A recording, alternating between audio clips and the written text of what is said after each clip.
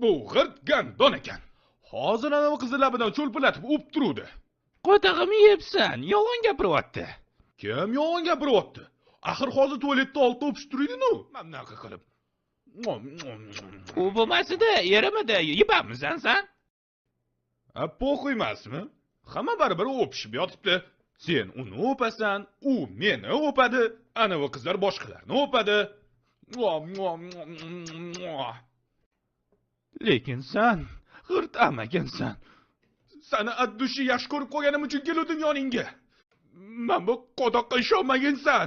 Sani aldab yana ko'tingga sikib ketadi bu. Basharasini qara. Bu jiyaningni musorga tashlavorsang bo'lardi. O'chir naxoy.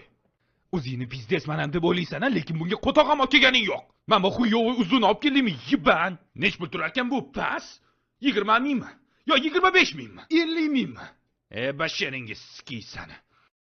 Qara, naxoy men nima olib keldim? Olmoslar, qimmatli taqinchoq, mana naskimning ichida ham bor dashi. Dashi shokolad ham olib kelganman, qara.